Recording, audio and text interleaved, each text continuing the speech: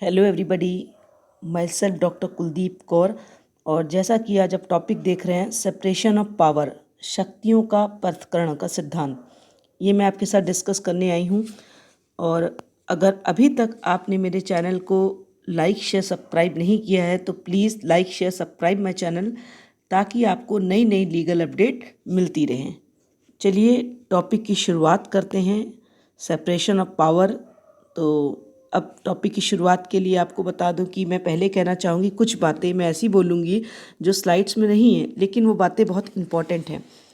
देखिए, separation of power, सबसे पहले मैं आपको बता दूं कि ये कहाँ से शुरुआत हुई। The principle of separation of power was first propound by the French jurist Montesquieu, though he did not use it in the sense in which it was later used in the Anglo jurisprudence. For example, according to Montesquieu, executive power means the performance of such function as are covered by international law. In England also, this principle was not given as much importance as is given in the Constitution of America और Australia. देखिए, शक्ति पृथक्करण का सिद्धांत सबसे पहले फ्रांसीसी विधि विशेषज्ञ लॉ मॉन्टेस्क्यू ने प्रतिपादित किया था। और इन्होंने जब प्रतिपादित किया था तो ये मैं आपको बता दूं कि मॉन्टेस्क्यू ने इसे वैज्ञानिक और व्यवस्थित तरीके से प्रतिपादित किया। हालांकि कह सकते हैं इस प्रिंसिपल को काफ़ी पहले से यूज़ किया जा रहा है। तो अब इन्होंने किस बुक में लिखा था ये भी बता दें कि इनकी बुक थी स्पिरिट ऑफ लॉज। उसमें इन्होंने शक्ति पृथक्करण के सिद्धांत का जिक्र किया है, उसमें लिखा है। और ये बुक पब्लिश लगभग हुई थी 1747 में। तो फ्रांसीसी की विद्वान थे मॉन्टेस्क्यू, और उनकी बुक स्पिरिट ऑफ लॉज में कानूनों की भावना, स्पिरिट ऑफ लॉज को हिंदी में कानूनों की भावना 1747 में इसको पब्लिश किया गया था। अब शक्ति पृथक्करण का सिद्धांत क्या कहता है। देखिए, जब इन्होंने इसको इस यूज़ में यूज़ नहीं किया था जिस तरीके से हम कह सकते हैं कि जूरिस्प्रूडेंस में इसका प्रयोग किया जाता है। उदाहरण के लिए मॉन्टेस्क्यू ने कहा कि कार्यपालिका शक्ति का अर्थ ऐसे कार्यों का निष्पादन था जो अंतर्राष्ट्रीय विधि के अंतर्गत आते हैं। ये मैंने आपको इंग्लिश में भी बताया। इंग्लैंड में भी इस सिद्धांत को इतनी इम्पोर्टेंस नहीं दी गई जितनी कि अमेरिका या ऑस्ट्रेलिया के संविधानों में दी गई। तो आप समझ सकते हैं कि अमेरिका और ऑस्ट्रेलिया के संविधानों में इसको ज़्यादा इम्पोर्टेंस दी गई, और इंडिया में भी इसको किस तरीके से चेक एंड बैलेंस के थ्रू अपनाया गया वो मैं आपको बताऊंगी कि इंडिया में किस तरीके से इसको अपनाया गया। देखिए, भारत का जो संविधान है शक्तियों के सख्त पृथक्करण के सिद्धांत को स्वीकार नहीं करता कि पूरी तरीके से सेपरेशन ऑफ पावर को एक्सेप्ट नहीं करता है, बल्कि ये किस पे बेस्ड होता है, चेक एंड बैलेंस के सिद्धांत पर आधारित है। क्योंकि इंडियन कॉन्स्टिट्यूशन स्थिर नहीं है, बल्कि ये क्या है, जीवित दस्तावेज है। ये आपको याद रखनी है लाइन, बहुत इंपॉर्टेंट लाइन मैंने आपको अभी बताई है। मैंने कहा कि the constitution of India does not accept the principle of strict separation of power, rather it is based on the principle of check and balance. Indian constitution is not static but a living document. तो ये आपको याद रखना है कि यहाँ पर पूरी तरीके से इसको हमारे कॉन्स्टिट्यूशन को स्थिर नहीं माना गया है, एक जीवित दस्तावेज माना गया है, और यहाँ पर चेक एंड बैलेंस के थ्रू इस सिद्धांत को अपनाया गया है। तो चलिए शुरुआत करें और आगे बढ़ें। तो meaning of separation of power, तो शुरुआती में बता दें कि सरकार के 3 अंग होते हैं। आप देख रहे हैं मैंने लिखा है, हिंदी इंग्लिश दोनों में नोट्स हैं। तो in fact separation of power means that executive power, judiciary power and legislative power should be kept separately. That is all the 3 power should not become concentrated in one place. These 3 powers should be vested in 3 different organs of the government, and none of them should hinder the exercise of the power of the other. In this narrow sense, the principle are the 4 points for the principle of separation of power. देखिए, simple सी बात मैं आपको कहना चाहूँगी कि वास्तव में शक्ति पृथक्करण के सिद्धांत का अर्थ होता है कि एक्सिक्यूटिव, जुडिशरी और लेजिस्लेटिव तीनों पावर्स अलग अलग रखी जाएं, और तीनों पावर्स एक जगह पर, कह सकते हैं तीनों पावर को एक जगह पर सेंटर नहीं होना चाहिए। तीनों शक्तियां सरकार के 3 विभिन्न अंगों में वेस्टेड होनी चाहिए, और कोई भी एक दूसरे की शक्ति के प्रयोग में बाधक नहीं होना चाहिए। तो आइए देखें इसको 4 मीनिंग पहले मैं आपको बताऊं, फिर बहुत सारी बातें और भी बताऊंगी। तो the executive, judiciary and legislative power of the government should be vested in separate organ, just like executive power should be with the executive, judiciary power should be with the judiciary and legislative power should be with the legislature. तो सबसे पहले सरकार की कार्यपालिका, न्यायपालिका और विधायिका, आप इंग्लिश में याद रखेंगे एक्सिक्यूटिव, लेजिस्लेटिव और जुडिशरी, तीनों पावर्स अलग अलग ऑर्गन में वेस्टेड होनी चाहिए। जैसे एक्सिक्यूटिव पावर जो होगी एक्सिक्यूटिव के पास होगी, जुडिशरी पावर जुडिशरी के पास होनी चाहिए और लेजिस्लेटिव पावर लेजिस्लेचर के पास होनी चाहिए। तो तीनों जब अलग अलग ये तीन हर ऑर्गन की शक्ति का अलग अलग व्यक्तियों द्वारा यूज़ किया जाएगा। अगर एक व्यक्ति एक से अधिक अंग का सदस्य नहीं होना चाहिए। जैसे विधायकों को कार्यपालिका और न्यायपालिका का सदस्य नहीं होना चाहिए, न्यायाधीशों को कार्यपालिका या विधानमंडल का सदस्य नहीं होना चाहिए। यदि एक ही व्यक्ति एक से अधिक अंग का सदस्य रहता है तो परिणाम वही होगा जो एक व्यक्ति में अधिक प्रकार की शक्तियां देने से होता है। तो बिल्कुल सिंपल सी बात कर दी गई कि the power of each organ should be exercise by different persons. The same person should not be A member of more than one organ. Legislature should not be member of the executive and judiciary. Judges should not be member of the executive or legislature. If the same person remain a member of more than one organ, then the result will be the same as by giving more types of power to the same person. देखिए simple सी बात, अगर आपको ये भी कठिन लग रही है तो एक और इजी सी बात बोलूँगी कि सरकार के कार्यों को मुख्यतः तीन वर्गों लेजिस्लेटिव, एक्सिक्यूटिव और जुडिशरी में विभाजित किया गया है। लेजिस्लेटिव का काम लॉ बनाना है, एक्सिक्यूटिव का काम लॉ को इन्फोर्स करना है और जुडिशरी का काम उन लॉज का इंटरप्रिटेशन तथा व्याख्या करना और न्याय करना है। शासन के तीनों अंग एक दूसरे के कंट्रोल से परे रहकर सुचारू पूर्व कार्य कर सकते हैं। इनमें से प्रत्येक अंग की सत्ता अलग अलग व्यक्तियों और ऑर्गेनाइजेशन के अधीन होनी चाहिए। इसी को कॉन्स्टिट्यूशन लॉ में सेपरेशन ऑफ पावर का प्रिंसिपल कहा जाता है। किसने दिया? 18वीं सेंचुरी में फ्रांसीसी विधि शास्त्री मॉन्टेस्क्यू ने अपनी बुक स्पिरिट ऑफ लॉज में दिया। मैंने भी आपको बताया। संयुक्त राज्य अमेरिका के संविधान निर्माताओं ने सेपरेशन ऑफ पावर को अपने कॉन्स्टिट्यूशन का बेस बनाया और कॉन्स्टिट्यूशन का निर्माण किया। देखिए मॉन्टेस्क्यू जो है सेपरेशन ऑफ पावर की व्याख्या इस तरह करते हैं कि लेजिस्लेटिव, एक्सिक्यूटिव की शक्तियाँ एक ही पर्सन या ग्रुप में वेस्टेड ना हो।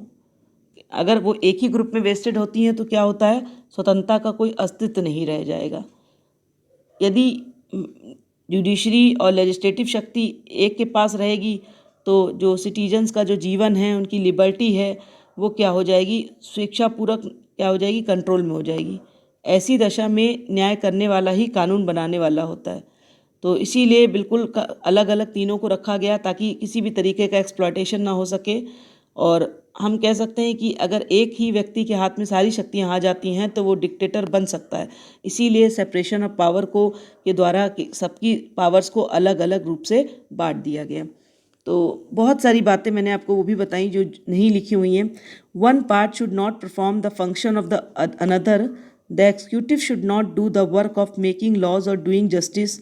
Legislature should not perform the work of executive or judiciary, and similarly the work of making or executive law should not be done by the judiciary. बहुत पहले ही मैं बता चुकी हूँ कि एक अंग का दूसरे अंग पर कार्य नहीं करना चाहिए।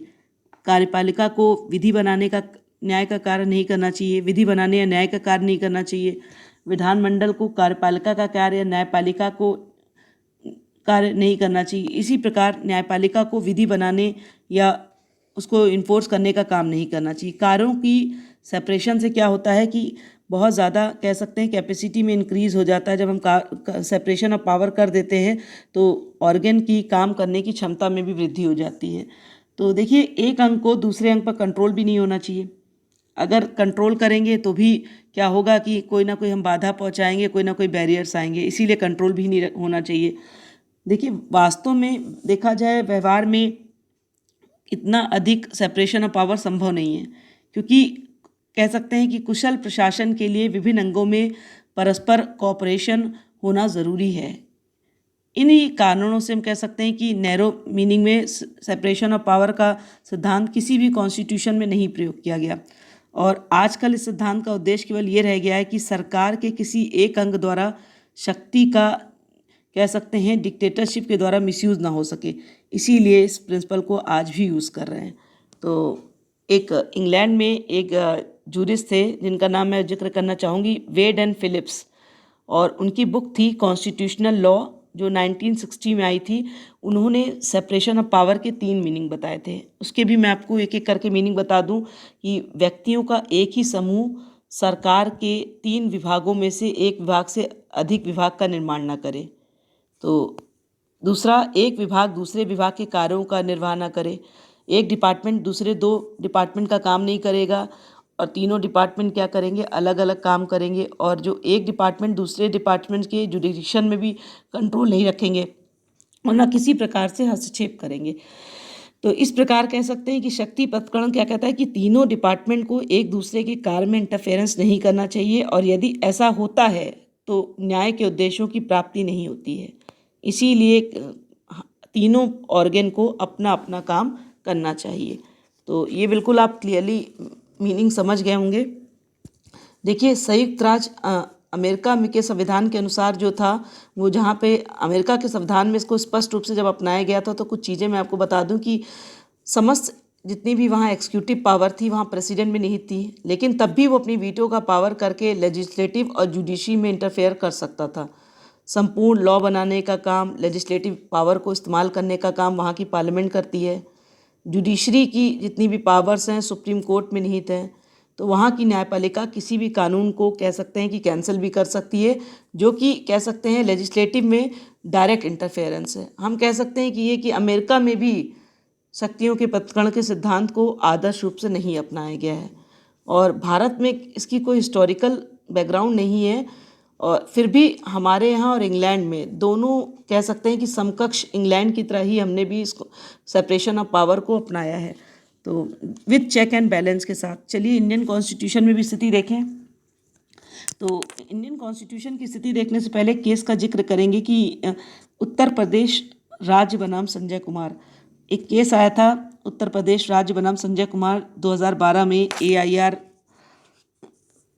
और SCW 5157 AIR 2012 था। तो इस केस में भी कहा गया separation is a fundamental feature of the Indian constitution. शक्ति पथकरण भारतीय संविधान का एक आधारिक लक्षण है।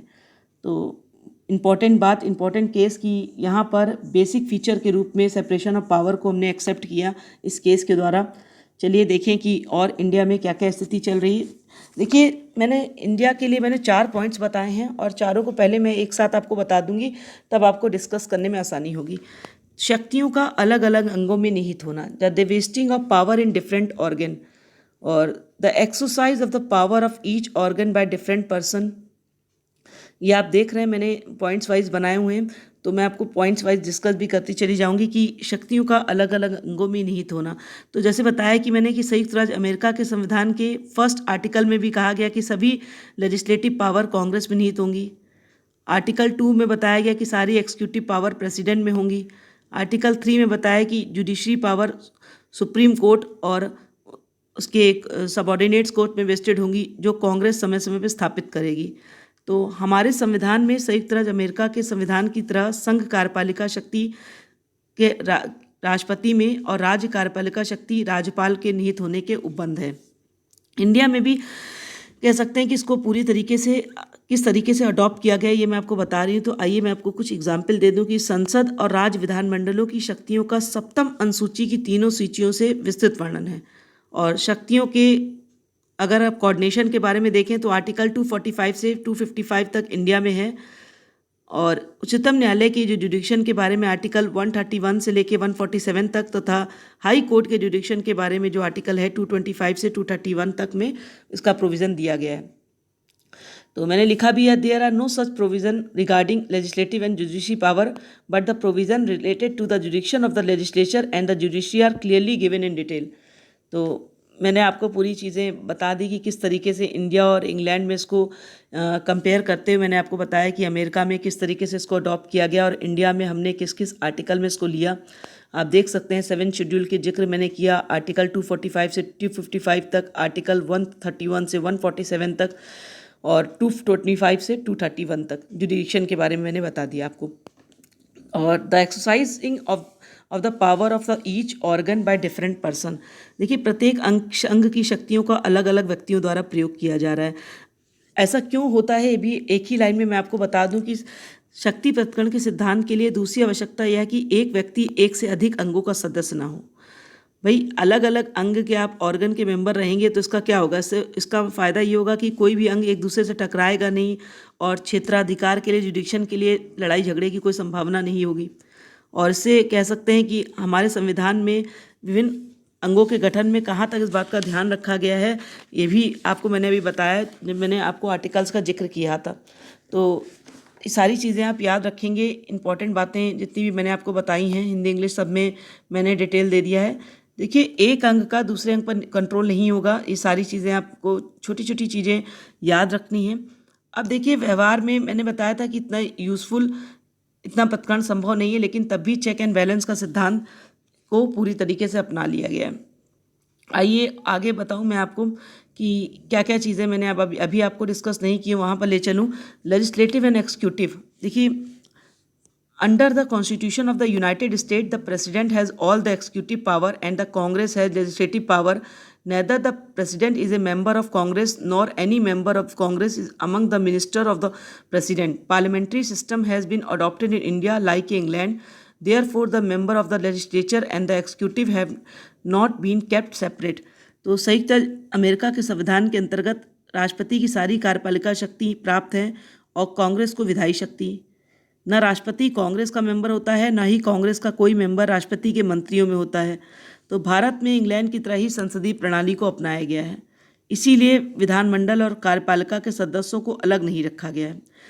राष्ट्रपति संसद का और राज्यपाल राज्य के विधानमंडल का अभिन्न अंग होता है और कार्यपालिका शक्ति का प्रमुख भी होता है। तो केंद्रीय कह सकते हैं कि राष्ट्रपति, मैंने आपको बताया कि राष्ट्रपति संसद का और राज्यपाल राज्य के विधानमंडल का अंग होता है और कार्यपालिका का भी प्रमुख होता है। तो मंत्रिपरिषद व्यवहार में कार्यपालिका शक्ति का प्रयोग करती है, विधानमंडल के सदस्य होते हैं।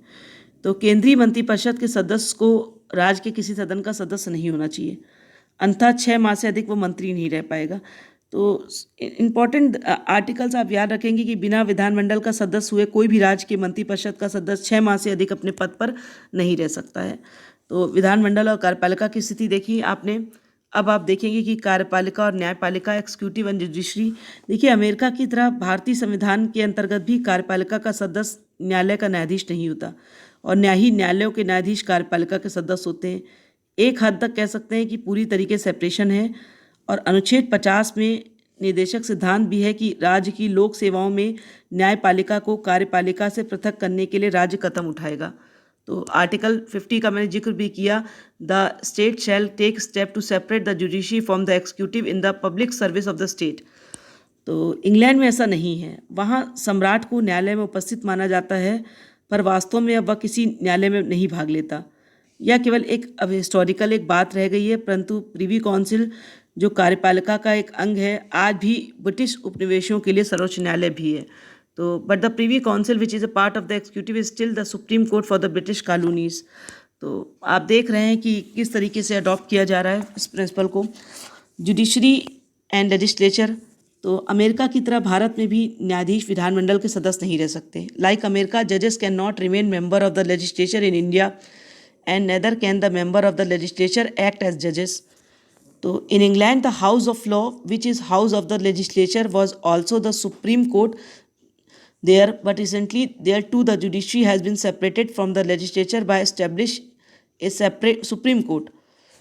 तो देखिए आपको कह सकते हैं कि अमेरिका की तरह भारत में भी न्यायाधीश जो हैं विधानमंडल के सदस्य नहीं रह सकते और ना ही विधानमंडल के जो सदस्य होंगे वो न्यायाधीश के पद पर काम कर सकते हैं। इंग्लैंड में हाउस ऑफ लॉर्ड जो विधानमंडल का एक सदन है, वहाँ का सर्वोच्च न्यायालय भी था, परंतु वहाँ भी हाल में ही उच्चतम न्यायालय की स्थापना करके न्यायपालिका को, जुडिशरी को लेजिस्लेटिव से बिल्कुल सेपरेट कर दिया गया है।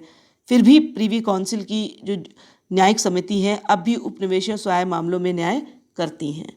तो सेपरेशन ऑफ फंक्शन कैसे होगा वो भी बता दूं कि एक अंग का दूसरे अंग का कार्य नहीं करना चाहिए। भारतीय संविधान में कहाँ तक तीनों अंगों के कार्यों को पृथक रखा गया है, इस पर भी मैं आपको जिक्र करने जा रही हूँ कि इंडिया में कैसे इसको किया गया। One part should not do the work of another, the extent of to which the function of the 3 organ have been kept separate in Indian constitution can also be consider in the context of different organ. तो आइए शुरुआत करती हूँ मैं कि legislature and executive. तो आज के युग में कह सकते हैं विधानमंडल और कार्यपालिका, आज के युग में कह सकते हैं कि सामाजिक व्यवस्था हमारी इतनी जटिल हो गई है कि विधानमंडल सारा कानून नहीं बना पाती, लेजिस्लेचर सारा कानून नहीं बना पाती, चाहे वो रात दिन कानून बनाए। इसीलिए प्रत्येक देश में कार्यपालिका को भी कानून बनाने का कार्य दिया गया है, एग्जीक्यूटिव भी को भी दिया गया कि वो भी लॉ बना पाए, क्योंकि लेजिस्लेचर इतने लॉज नहीं बना पाती। भारत में नियमों के अतिरिक्त जब संसद के दोनों सदन सत्र में ना हो तो आवश्यकता पड़ने पर प्रेसिडेंट आर्टिकल 123 के अंतर्गत ऑर्डिनेंस जारी कर सकता है, जिसका प्रभाव वही होता है जो उस विषय पर संसद द्वारा बनाई गई विधि का होता है। तो हमारे यहाँ भी प्रेसिडेंट को पावर दी गई कि आर्टिकल 123 के अंतर्गत वो ऑर्डिनेंस जारी कर सकता है, जिसका प्रभाव वही होगा जो संसद द्वारा बनाई गई विधि का होता है। बाद में अगर पार्लियामेंट इसकी पुष्टि कर देता है तो उस पर हम क्या कर सकते हैं, विधेयक पेश करके अधिनियम बनाया जा सकता है। इस प्रकार की शक्ति हमने गवर्नर्स को भी दी है आर्टिकल 213 में, 213 में। वो भी राज्यों के विधानमंडल के सदनों के सत्र में न होने पर आवश्यकता पड़ने पर ऑर्डिनेंस जारी कर सकता है। तो हमने क्या किया कि हमने भी प्रेसिडेंट को और गवर्नर को पावर दी कि वो लॉ बना सकती है। अब नेक्स्ट मैं आपको डिस्कस करने जा रही हूँ कार्यपालिका तथा न्यायपालिका, विधानमंडल और कार्य तथा एग्जीक्यूटिव और जुडिशरी। तो संयुक्त राज्य अमेरिका की मैंने सारी स्थितियां बताई कि भाई न्यायपालिका किस तरीके से काम करेगी। तो अब मैं आपको बताने जा रही हूँ कि किस तरीके से सेपरेट रहते हुए भी सबने अपना अपना कार्य किया। तो कुछ चीज़ें मैंने आपको ऑलरेडी डिस्कस कर दी हैं। अब मैं आपको बता दूं कि लेजिस्लेटिव और जुडिशरी का किस तरीके से करेंगे। देखिए, न्यायपालिका का काम जो है वो न्याय करना है, परंतु न्यायालयों से संबंधित कुछ प्रशासनिक कार्य भी न्यायपालिका करती है। दूसरी ओर कुछ विशेष मामलों के लिए ट्रिब्यूनल भी स्थापित किए गए हैं, जिनमें न्याय करने के लिए अधिकतर कार्यपालिका के अधिकारीगण नियुक्त किए जाते हैं। इसमें संदेह नहीं कि इन ट्रिब्यूनल्स पर न्यायपालिका का नियंत्रण रहता है, क्योंकि इनके निर्णय के विरुद्ध आर्टिकल 136 के अंतर्गत उच्चतम न्यायालय में अपील की जा सकती है। तो मैंने लेजिस्लेचर जुडिशरी का भी आपको बताया कि कैसे सेपरेट होते हुए भी किस तरीके से वर्क कर रहे हैं। तो अब आप देखेंगे कि मैं आपको और आगे बताने जा रही हूँ कि विधानमंडल और न्यायपालिका, लेजिस्लेटिव एंड जुडिशरी। अभी आपको मैंने एग्जीक्यूटिव एंड जुडिशरी बताया था। आप एक एक वर्ड ध्यान से रखेंगे कि स्लाइड्स में हिंदी इंग्लिश दोनों में दिया हुआ है, मैंने आपको बहुत अच्छे से समझा भी दिया है। Last, legislative and judiciary. तो विधानमंडल और न्यायपालिका के कार्य भारत में अमेरिका की भांति सेपरेट किए गए हैं। इंग्लैंड में जो संसद का उच्चतम सदन है, हाउस ऑफ लॉर्ड, वहाँ के लिए सुप्रीम कोर्ट का कार्य भी करता था, परंतु अब कह सकते हैं कि 2009 में वहाँ भी एक सुप्रीम कोर्ट की स्थापना हो चुकी है। अब हाउस ऑफ लॉर्ड सर्वोच्च न्यायालय नहीं रहा। भारत में भी न्यायपालिका को कुछ नियम बनाने की शक्ति दी गई है और संसद व राज्यों के विधानमंडलों को सदन के विशेषाधिकारों के उल्लंघन या सदन के अवमान के लिए दंड करने की शक्ति है। तो मैंने आपको इंडिया की भी स्थिति बताई। The house of Lord is no longer the Supreme Court. In India also the judiciary has been given the power to make certain rules, and parliament and the legislature of the states have the power to punish for the violation of the privileges of the house or for the contempt of the house. तो बहुत अच्छी तरीके से मैंने आपको एक एक चीज़ बता दी है। अब आप आगे देखेंगे कि एक अंग का दूसरे अंग पर नियंत्रण ना होना, तो lack of control of one organ over another. तो शक्ति पथकरण के सिद्धांत को हम कह सकते हैं कि इन्फोर्स करने के लिए ज़रूरी है कि राज्य का एक अंग दूसरे के ऊपर कोई कंट्रोल ना रखे। और भारतीय संविधान में भी इस बात का ध्यान रखा गया है कि तीनों अंग में आपस में कह सकते हैं म्यूचुअल कॉपरेशन हो और तीनों अंग अपने कॉपरेट करते हुए अपने कार्य को करें। तो यहाँ पर जो दिया गया है लेजिस्लेटिव एंड एग्जीक्यूटिव, तो अब सबसे पहले चीज़ें कि संसदीय प्रणाली अपनाने के कारण भारत में कार्यपालिका विधानमंडल के नियंत्रण में काम करती है और कोई भी मंत्रिपरिषद तभी कार्य कर सकती है जब तक विधानमंडल के निम्नतम सदन का विश्वास प्राप्त हो। देखिए, संसद क्या कर सकती है, राष्ट्रपति को भी महाभियोग द्वारा पद से हटा सकती है। दूसरी ओर सदन के सत्र का शुरुआत, सस्पेंशन, सारी पावर किसके हाथों में होती है, एग्जीक्यूटिव के हाथों में होती है। तो कार्यपालिका निम्नतम सदन का विघटन भी कर सकती है। The executive can dissolve the lower house. तो इंपॉर्टेंट बातें सब आपको मैंने लिख दी हैं, सारी चीज़ें आप देख रहे हैं, बहुत अच्छे से आप धीमे धीमे समझेंगे। थोड़ा सा टफ टॉपिक है लेकिन आपको बहुत मैं अच्छे से एक्सप्लेन कर रही हूँ। एग्जीक्यूटिव एंड जुडिशरी, अब जहाँ तक इन दोनों अंगों का संबंध है, देखिए मैं आपको बता दूं कि वहाँ भी भारतीय संविधान में नियंत्रण का पूरा अभाव नहीं है। राष्ट्रपति उच्चतम न्यायालय तथा उच्च न्यायालय के न्यायाधीशों की नियुक्ति करता है। आप देखेंगे कि मैंने बताया कि प्रेसिडेंट क्या करता है, सुप्रीम कोर्ट और हाई कोर्ट के जजेस का अपॉइंटमेंट करता है। तो आर्टिकल आपको याद रखना है, आर्टिकल 124 और 217 में ये लिखा हुआ है। Supreme court advocate on record association versus union of India 1993 4 SCC 441 के मामले में कह सकते हैं कि उच्चतम न्यायालय ने कहा कि उच्चतम न्यायालय तथा उच्च न्यायालय की न्यायाधीशों की नियुक्ति राष्ट्रपति भारत के मुख्य न्यायमूर्ति की राय के अनुरूप ही करता है। आर्टिकल 143 के अंतर्गत 1998 के डायरेक्शन नंबर 1 में भी कहा गया कि उच्चतम न्यायालय ने मत व्यक्त किया था कि एक बार अपॉइंटमेंट हो जाने के बाद उन पर एग्जीक्यूटिव का कोई कंट्रोल नहीं रह सकता है। फिर भी परोक्ष रूप से कह सकते हैं कि कुछ न कुछ प्रभाव रहता है। अपनी राय के अनुसार न्यायाधीशों की नियुक्ति करने की शक्ति से न्यायालय के निर्णय को प्रभावित किया जा सकता है, जैसा कि अमेरिका में राष्ट्रपति रूजवेल्ट ने किया था। तो परंतु हाल के ही निर्णय के नियुक्ति के मामलों में कहा गया कि राष्ट्रपति की ओपिनियन को प्रमुखता दी जाती है, इसलिए भारत में भी अब स्थिति संभव नहीं रह गई है। न्यायपालिका भी कार्यपालिका के नियमों को असंवैधानिक या अविधिमान घोषित कर सकती है। तो the court can also declare the rule of the executive unconstitutional और इनवैलिड। अब आगे मैं आपको बता दूं कि लास्ट का बिल्कुल अब फिनिश करने जा रही हूं, तो बता दूं कि क्या आपने नहीं इस समय आपने देखा वो मैं बता दूं कि लेजिस्लेटिव एंड जुडिशरी, तो न्यायपालिका का विधानमंडल पर नियंत्रण रहता है। यदि कोई भी विधि जो विधानमंडल बनाती है संविधान के उपबंधों के प्रतिकूल होती है तो न्यायपालिका उसे क्या कर सकती है, असंवैधानिक घोषित कर सकती है। तो judiciary has control over the legislature if any law which is made by the legislature is contrary to the provision of the constitution then the judiciary can declare it unconstitutional. तो the legislature also has come control over the judiciary. Parliament can remove the judges of the Supreme Court and High Court from their office. Apart from this, Parliament does not have the right to reduce the salary of judges during their tenure, yet it can increase the salary allowance etc. देखिए मैंने अभी बताया था कि आपको कि विधानमंडल को भी न्यायपालिका पर नियंत्रण है। उच्चतम व उच्च न्यायालय के न्यायाधीशों को संसद उनके पद से हटा सकती है। ये मैंने आपको बताया था कि आर्टिकल 124 तथा 218 में लिखा भी हुआ है कि सुप्रीम कोर्ट व हाई कोर्ट के जजेस को पार्लियामेंट उनके पद से हटा सकती है। इसके अतिरिक्त संसद के न्यायाधीशों के वेतन को उनके कार्यकाल में कम करने का तो अधिकार नहीं है, फिर भी वह वेतन भत्ते बढ़ा सकती है। तो कुछ केसेस भी मैं आपको उस पर बता दूं इंपॉर्टेंट कि P Kannan Dasan versus state of Tamil Nadu में उच्चतम न्यायालय ने कहा कि भारतीय संविधान संसदीय प्रणाली पर आधारित है जिसमें एग्जीक्यूटिव और लेजिस्लेटिव के बीच विभाजन की कह सकते हैं डिवाइडेशन की एक बहुत पतली सी लाइन है। फिर भी सेपरेशन ऑफ पावर का जो प्रिंसिपल है भारतीय संविधान पर लागू होता है। भारतीय संविधान परिसंघीय है और वह न्यायालय को अधिकार देता है कि वह संसद या राज्य विधानमंडल द्वारा उन्हें प्रदत्त शक्तियों के बाहर बनाई गई विधि को असंवैधानिक घोषित कर दे। तो बहुत इंपॉर्टेंट बातें अब मैं आपको लास्ट की लाइन बता रही हूँ कि इस केस में भी क्या कहा गया। Indian constitution is based on parliamentary system in which the line of division between the executive and the legislature become very thin. The principle of separation of power is still in the Indian constitution apply in. The Indian constitution is federal and it empowers the court to be declare unconstitutional law made by parliament or state legislature outside the power conferred on them.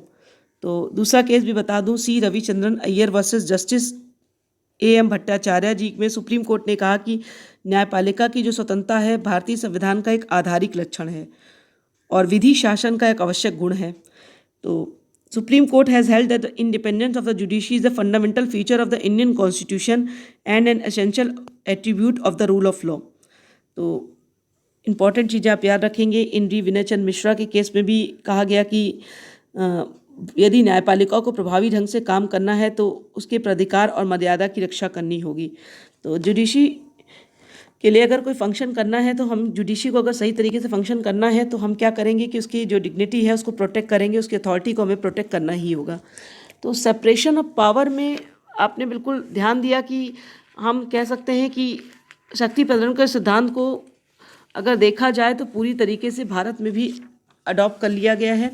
और अब एक नई चीज़ की मैंने आपको article 50 का जिक्र किया था जहां मैंने कहा था कि कार्यपालिका से कम नियंत्रण हो न्यायपालिका का, और इसी को उद्देश्य के लिए हमने आर्टिकल 50 में इसको इंसर्ट किया गया है, जोड़ दिया गया है। एक केस आया था आपको याद होगा, Ram Jawaya versus state of Punjab, important case है EIR 1955।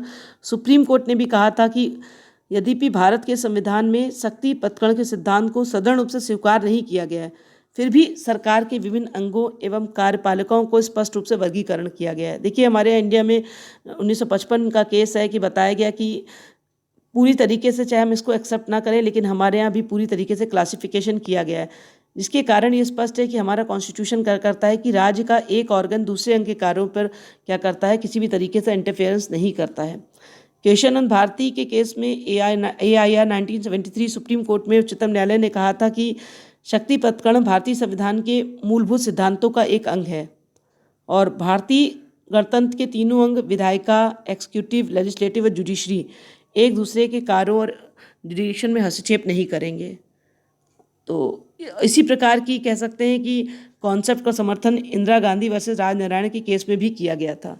तो आप पूरी तरीके से याद रखेंगे कि सेपरेशन ऑफ पावर अब क्या होता है, आपको समझ में आ गया होगा। बहुत इंपॉर्टेंट बातें मैंने आपको डिस्कस कर दी हैं।